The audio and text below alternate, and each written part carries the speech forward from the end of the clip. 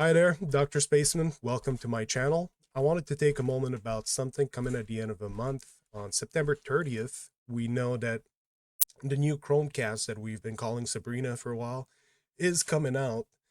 But what could it represent for game streamers? I know a lot of people are trying to calm it down like, oh, be conservative. It might just be compatible with Stadia. Don't expect too much.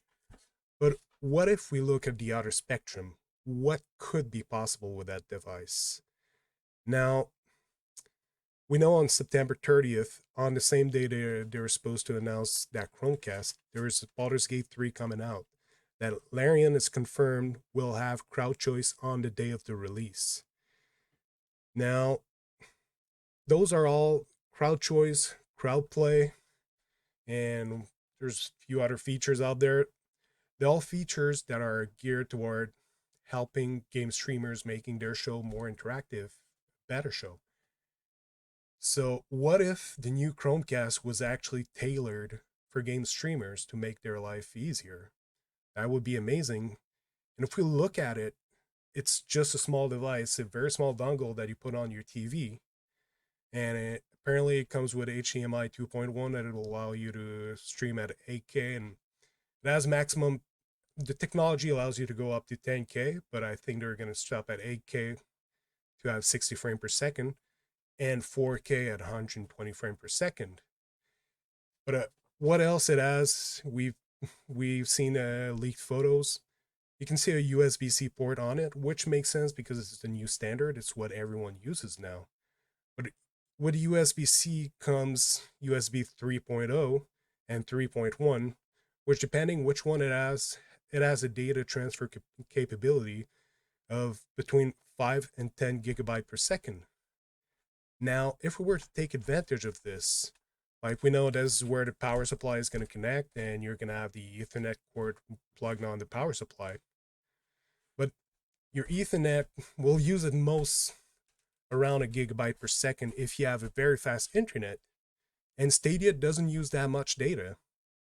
Like it's recommended to have 35 megabytes per second for streaming at 4K 60. So you have a lot of legroom for other features. Now they could add on an additional like USB port to put on additional accessories to fit with the new Chromecast.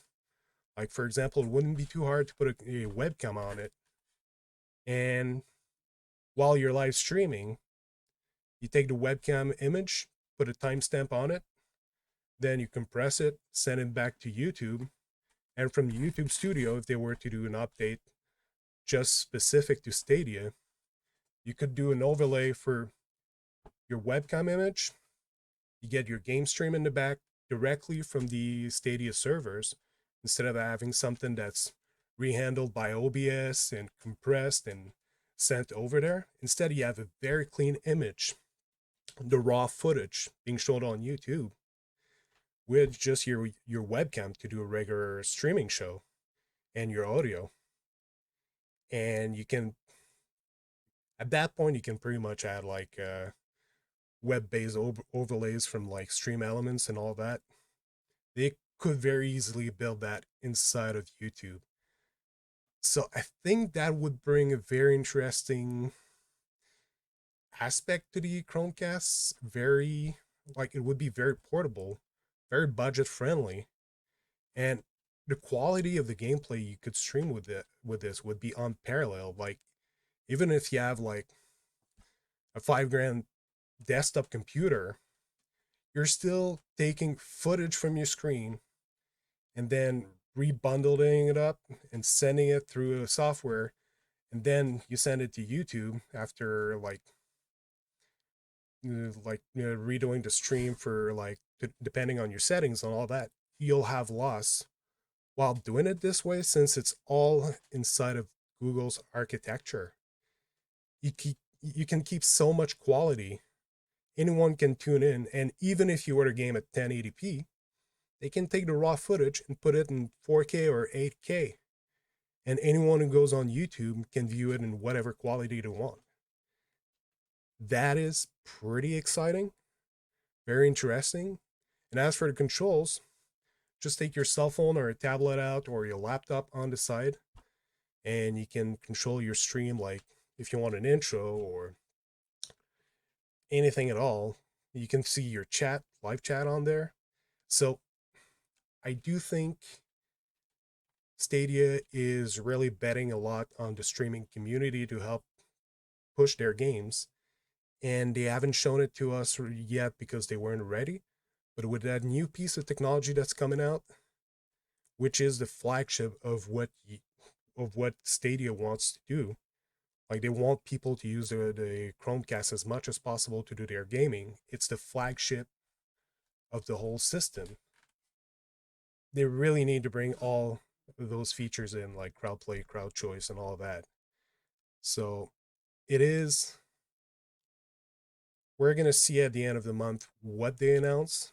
It could be added later on. We don't know, but we'll have to see with that. And also for YouTube, something that would be smart because right now a lot of gamers are actually streaming Stadia on other platforms like Twitch or Facebook Gaming.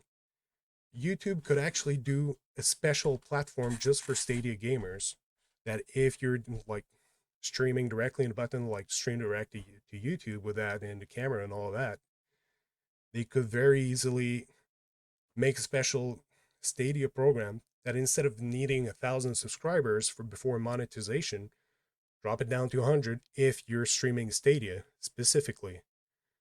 So it's vertical integration of the product they could do that would be very interesting. So let me know what you think. I think it's very exciting. I will try not to get my expectation too high for the end of the month because then again, it's all hypothetical. We don't know what's in the gears over at Google.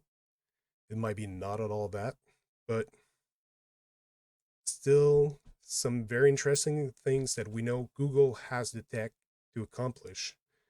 So we'll have to see at the end of the month. So let's try to keep the expectation not too high, but it's still very interesting to see what's possible to do with that technology and let our imagination just run loose. So that's what I was thinking about. So let me know in the comments what you think.